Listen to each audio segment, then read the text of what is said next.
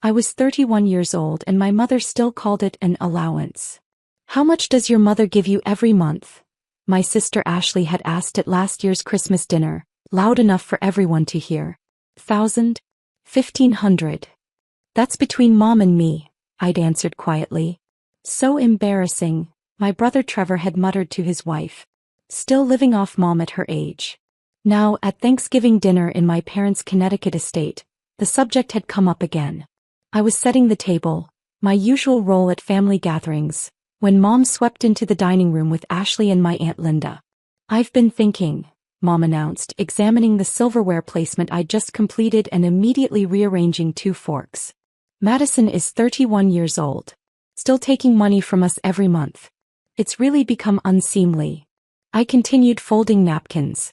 Okay. Ashley laughed. That's all you have to say? What would you like me to say? Mom turned to face me fully. She was wearing a cream silk blouse that cost more than my rent and her signature pearls. I'd like you to show some initiative. Some independence. Your siblings have careers, homes, families. You have a part-time job at a library and an apartment in Queens. And a degree in library science, Aunt Linda added helpfully. Which cost how much in student loans? Those are paid off, I said quietly. Because we paid them, Mom corrected. $30,000. Which you've never even thanked us for properly. I had thanked them. Multiple times. But that wasn't the point of this conversation and I knew it. Trevor entered with his wife Rachel, both of them dressed like they'd stepped out of a country club catalog. Are we talking about Madison's allowance? Trevor asked. Please tell me you're finally cutting her off. We are, Mom said decisively. No more monthly allowance. Time to grow up. The words hung in the air. Around the table I could feel the satisfaction radiating from my family. This was a moment they'd been building toward, a culmination of years of subtle, and not so subtle, digs about my dependence, my failure to launch, my inability to be successful like them. Madison. Mom prompted. Nothing to say? I set down the napkin I'd been folding. I understand. Good, Dad said, entering from his study. He poured himself a scotch from the sideboard. It's for your own good. You need to learn to stand on your own 2 feet. At 31, most people have already learned that, Ashley added. She was scrolling through her phone, not even looking at me. I was making 6 figures by 28. I was married with 2 kids by 30, Rachel contributed. The point is, Mom said, her voice taking on that particular tone she used when she wanted to sound both concerned and condescending, we've been enabling you. It stops today. No more monthly money. You'll need to figure out how to survive on your library salary. Trevor leaned against the doorframe, smirking. How much do librarians make anyway? 35,000? 40. Something like that, I said. Jesus, he muttered. How do you even afford New York on that? I didn't answer. Around me, the family settled into pre-dinner drinks, the subject of my financial inadequacy apparently resolved. I returned to the kitchen to help with final preparations. Don't worry, dear, Mrs. Chin, my parents' longtime housekeeper, said softly as I entered. You'll be fine. I know, I replied, checking the turkey temperature. Do they really not know? She asked, her voice barely above a whisper. Apparently not. She shook her head, suppressing a smile. Your grandfather would have found this hilarious. He would have. Grandpa Morrison had possessed a wicked sense of humor and a deep appreciation for irony. It's why he'd structured his trust the way he had. Dinner was the usual performance. The table was set with china that cost more than most people's cars. The wine was expensive. The conversation revolved around achievements. Trevor's latest promotion, Ashley's new Tesla, my cousin Brandon's hedge fund success. And Madison, Aunt Linda said during dessert, her voice dripping with false sweetness. What's new with you? Any career developments? Promotions?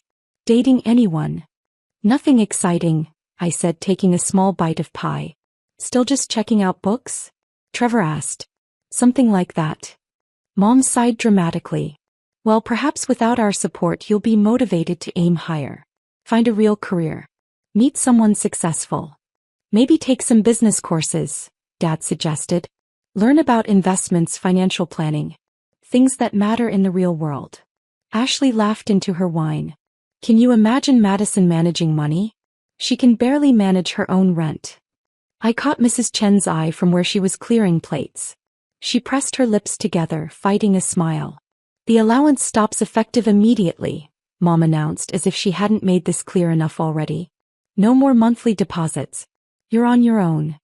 I understand, I said again. You keep saying that, Trevor observed.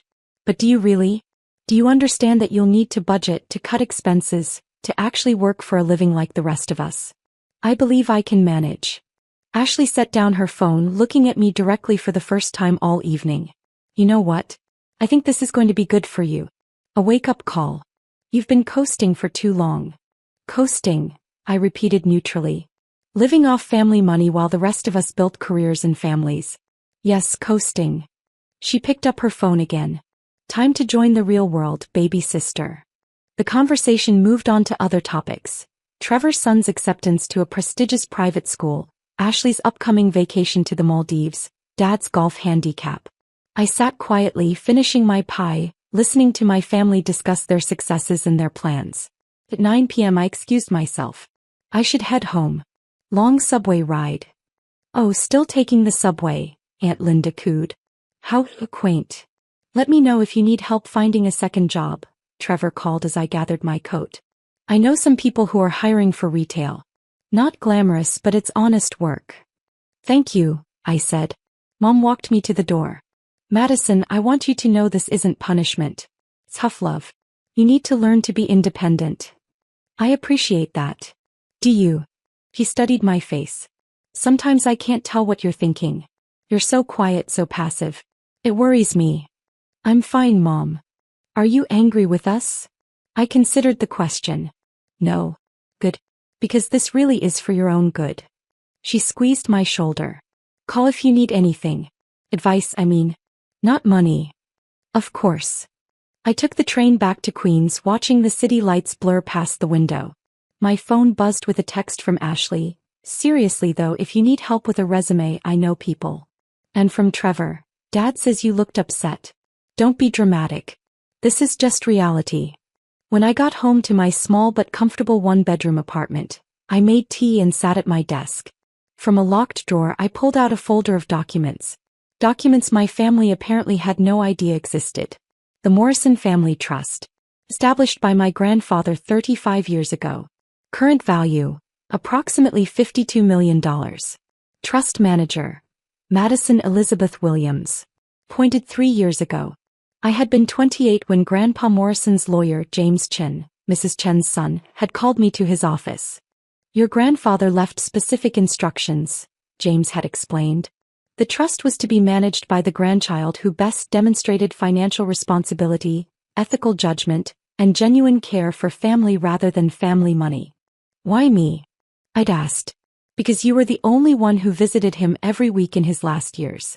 The only one who listened to his stories instead of asking about your inheritance. The only one who lived within your means despite having the option not to. James had slid papers across his desk. He also noted that you were the only grandchild who understood the difference between net worth and self-worth. Does my family know? That you're the trust manager? Well, your grandfather felt it would be illuminating to see how they treated you without that knowledge. For 3 years I had quietly managed the trust.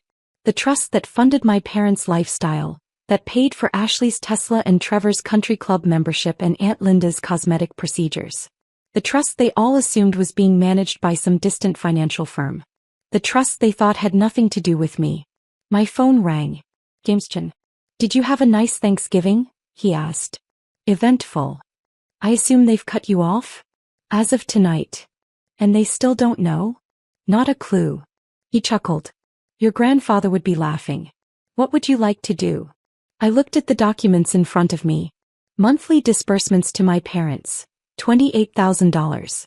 To Trevor, $8,500. To Ashley, $7,200. To Aunt Linda, $4,000.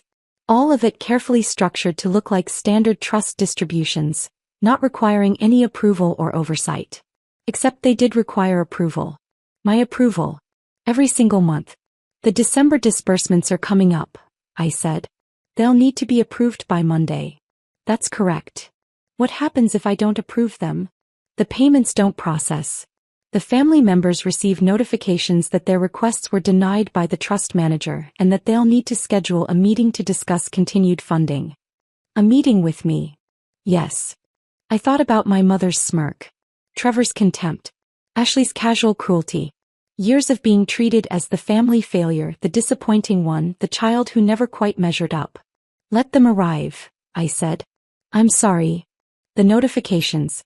Let them receive the notifications. Schedule the meeting for next week. James was quiet for a moment. You're sure? I'm sure. Your grandfather, he said slowly, included a clause in the trust documents. He said that when the time came, and he knew it would come, the trust manager should remember that family is complicated. That people can change. That money reveals character but doesn't have to define it. I know, I said. I've read the documents many times. All right then. I'll prepare the notifications. They'll go out Monday morning. After we hung up, I sat at my desk for a long time. Outside my window, Queens hummed with its usual nighttime energy. Inside I felt strangely calm. 3 years ago, Grandpa Morrison had given me a gift and a burden. The power to help my family. The knowledge of what they really thought of me. The responsibility to decide what to do with both. Monday morning was going to be very interesting. The weekend passed quietly. I worked my Saturday shift at the library, the job my family considered beneath them, the work I actually loved. I helped an elderly man find books on local history. I ran a children's reading hour. I assisted a college student with research databases.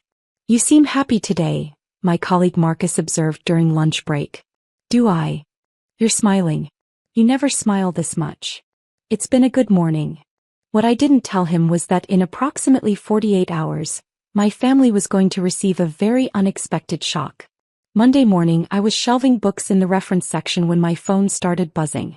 First a call from Mom, then Dad, then Ashley, Trevor, Aunt Linda. All within 15 minutes. I let them go to voicemail.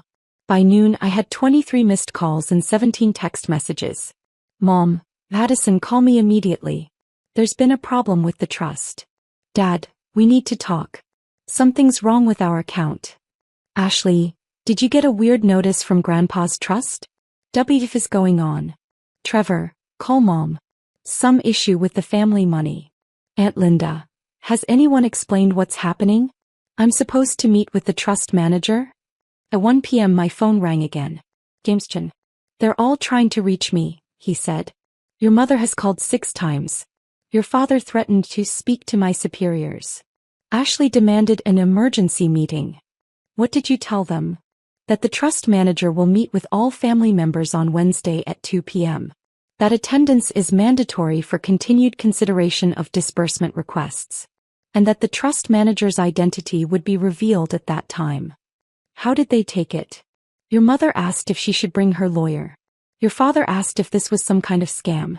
Trevor asked how much the trust manager makes because he's in finance and might be interested in the position. I couldn't help laughing. Of course he did. Wednesday at 2, Madison. My office. Are you ready for this? I thought about Thanksgiving dinner. About years of being dismissed, overlooked and pitted. About my mother's smirk as she announced I was being cut off. I'm ready. Tuesday night I received an email from Ashley. Madison, I don't know if anyone told you, but there's some issue with Grandpa's trust. The family needs to meet with the trust manager tomorrow. Since you were close to Grandpa, I guess. Maybe you should come too. It affects all of us. Also, have you found a second job yet? Mom's worried about you. I wrote back, I'll be there. Wednesday morning I dressed carefully. Not in my usual jeans and sweater, but in a navy suit I'd purchased last year and never worn. I styled my hair. Put on makeup. Wore the pearl earrings Grandpa had given me for college graduation. When I looked in the mirror, I saw someone professional, composed and confident. Someone my family wouldn't recognize. Chin and Associates occupied a suite of offices in Midtown Manhattan. When I arrived at 1:45 p.m., the receptionist smiled. Ms. Williams. Mr. Chin said to send you straight back to the conference room. Thank you.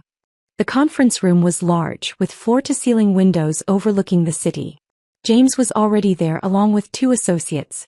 Documents were arranged neatly at the head of the table. You look very official, James observed. I feel very official. Your family is in the waiting room. They arrived early. Together. Your mother brought her lawyer as predicted. Let them wait a few more minutes. At exactly 2 p.m., James's assistant showed them in. Mom entered first, followed by Dad, Ashley, Trevor, and Aunt Linda. Mom's lawyer, a severe woman in an expensive suit, brought up the rear. They all looked stressed, confused, and slightly angry. Then they saw me sitting at the head of the table. Madison. Mom stopped. What are you doing here? Please sit down, James said, gesturing to the chairs arranged on the opposite side of the table. Why is Madison here? Trevor demanded. This is a family financial matter. She doesn't need to be involved. Actually, James said calmly, Ms. Williams is the reason you're all here. Ashley frowned. What does that mean? I met her eyes steadily. It means I'm the trust manager. The silence was absolute. That's impossible, Dad said finally. It's documented fact, James replied. He slid papers across the table. Madison Elizabeth Williams has been the trust manager for the Morrison Family Trust for the past 3 years. She has sole authority over all disbursements, investment decisions, and distribution schedules. Mom's face had gone pale. This is a joke. It's not, I said quietly. Grandpa Morrison appointed me trust manager when I was 28. I've been managing the trust and approving your monthly disbursements ever since. But you're... Ashley couldn't seem to finish the sentence. I'm what? I asked.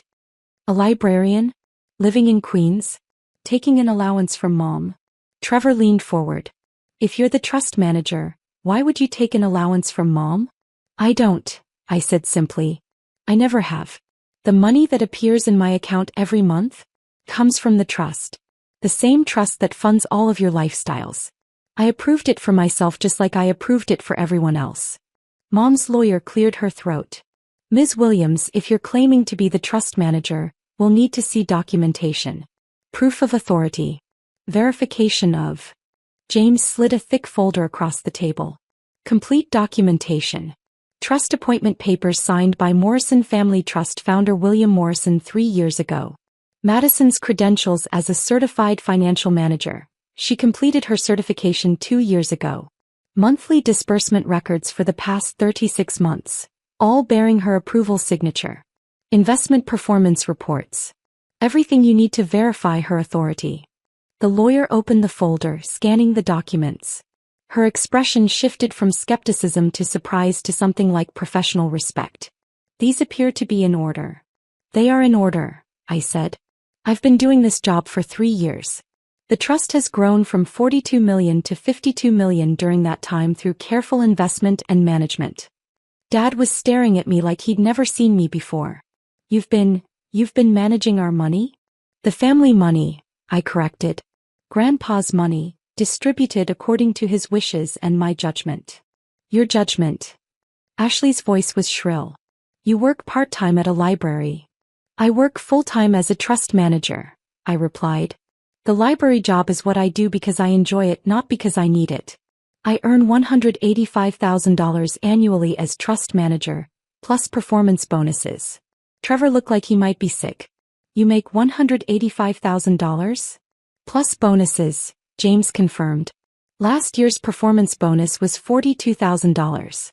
Madison has consistently exceeded benchmarks for trust growth and responsible management. Mom found her voice. Why didn't you tell us? Grandpa specifically instructed me not to, I said. He wanted to see how the family would treat me without knowing I controlled your income. The words hung in the air like an indictment. So this was a test, Aunt Linda said bitterly. An observation, I corrected. Grandpa wanted me to understand who you all really were. What you really valued. And we failed, Mom whispered. I didn't answer. I didn't need to. Ashley rallied first, her voice sharp. Okay, so you've been managing the trust. Fine. What does that have to do with this meeting? Why did our payments get blocked? Because you cut off my allowance, I said simply. Last Thursday, Mom announced that I was cut off effective immediately. That I needed to grow up and learn to stand on my own 2 feet. Oh my God, Trevor muttered. You were lecturing me about financial responsibility, I continued, while living on trust money that I had approved. You were mocking my career while I was managing your income. You were calling me a failure while ensuring you could maintain your lifestyles. Mom's hands were shaking. Madison, we didn't know. That's exactly the point, I interrupted. You didn't know and you treated me terribly anyway. You assumed I was dependent on you. You belittled my choices. You laughed at my apartment and my job and my life. We were trying to motivate you, Dad said weakly. No, I said. You were trying to feel superior. There's a difference. James cleared his throat. The purpose of this meeting is to discuss the continuation of monthly disbursements. Ms. Williams has asked me to review the current distribution schedule and family financial situations. He pulled out more documents. George and Patricia Morrison currently receive $28,000 monthly from the trust. This covers their mortgage on a property worth $3.2 million, country club dues, car leases, travel expenses, and general lifestyle costs. Your actual combined income from George's consulting work is approximately $7,500 monthly. Mom closed her eyes. Trevor Morrison receives $8,500 monthly, which supplements his salary and covers private school tuition for his children, his car lease, and discretionary spending. Ashley Morrison receives $7,200 monthly for similar purposes. Linda Harper receives $4,000 monthly for living expenses. Everyone in this room, James continued, is living significantly beyond their actual means, supported by trust disbursements that Madison has been approving every month. So what? Ashley demanded. That's what the trust is for. Grandpa set it up for family. Grandpa set it up to be managed wisely, I corrected. He gave the trust manager full authority over distributions, including the authority to modify or discontinue them. The temperature in the room seemed to drop several degrees. You wouldn't, Trevor said. But his voice was uncertain. I wouldn't what? I asked. Cut you off? The way Mom cut me off last Thursday. That was different, Mom said desperately. We thought you needed tough love. We thought we were helping. Were you? I looked at each of them in turn. Because from where I was sitting it felt a lot like cruelty. Like taking pleasure in having power over me. No one answered. Madison, Dad said carefully, what do you want? It was a good question. What did I want? I thought about Grandpa Morrison, who had built a fortune through careful work and smart investments. Who had loved his family but worried about what money would do to them. Who had trusted me to manage both the money and the relationships. I want, I said slowly, for you to understand something. The money you've been receiving? It's not automatic. It's not guaranteed. It's not your right. We know that, Ashley said. Do you? Because you've been treating it like a salary. Like something you deserve just for existing. I leaned forward. Every month I approve your disbursements. Every month I look at your requests and expenses. Every month I decide whether you're using Grandpa's money responsibly. And Trevor's jaw was tight. And I've been seeing some concerning patterns. Dad, you've increased your golf club spending by 40% in the last year. Mom, your clothing budget has tripled. Ashley, you just bought a $120,000 car. Trevor, you're spending $6,000 a month on private school when there are excellent public schools available. We're allowed to enjoy the money, Aunt Linda protested. You're allowed to use it wisely, I corrected. There's a difference. Grandpa didn't build this trust so his family could live like celebrities. He built it to provide security and opportunity. Mom's lawyer spoke up. Ms. Williams, are you threatening to cut off their disbursements? I'm explaining reality, I said. The reality you all seem to have forgotten. This is Grandpa's money managed by me, distributed at my discretion. Not yours. So what happens now? Dad asked. I pulled out a document I'd prepared. Now we restructure. Everyone's disbursements continue, but with new conditions. Conditions? Ashley looked outraged. Yes. First, you'll each meet with a financial advisor to create a budget based on your actual income. Second, you'll work toward reducing your dependency on trust disbursements by 25% over the next 2 years. Third, you'll submit quarterly expense reports showing you're living within the agreed parameters. That's ridiculous, Trevor said. We're adults. You can't police our spending. I'm not policing it, I said calmly. I'm managing a trust responsibly. If you want to spend your own money however you like, that's fine. But if you want trust money, these are the conditions. And if we refuse? Ashley asked. Then the disbursements stop. The room went very quiet. You can't do this, Mom said, tears in her eyes. We're your family. You're right, I agreed. You are my family. Which is why I'm not cutting you off. I'm helping you learn to manage money properly. The way Grandpa wanted. The way I've been trying to model for 3 years while you mocked me for living in Queens and working at a library. We didn't know, Mom repeated. But you should have respected me anyway, I said. You should have treated me with kindness regardless of how much money you thought I had. That's what family does. Dad looked down at his hands. You're right. God help us, you're absolutely right. I don't accept this, Ashley said, standing up. I'm getting my own lawyer. We'll contest this. You can't just. Ms. Morrison, James interrupted, his voice sharp. I strongly advise against that course of action. The trust documents are ironclad. Any family member who contests the trust manager's authority is automatically eliminated from future disbursements. Permanently. Ashley sat back down. The choice is yours, I said. Accept the new conditions and learn to live responsibly. Or refuse and learn to live on your actual incomes. I stood up. You have until Friday to decide. Send your responses to James. I gathered my papers and walked to the door. Madison, Mom called. Wait. I turned back. I'm sorry, she said. Her voice broke. I'm so sorry. For Thanksgiving. For all of it. For not seeing who you really are. I appreciate that, I said. But sorry isn't enough. I need to see change. You will, Dad promised. We'll meet your conditions. All of them. We'll see, I said. And I walked out. That evening I was back in my Queens apartment making dinner when my phone rang. Ashley. I almost didn't answer. But curiosity won. What do you want?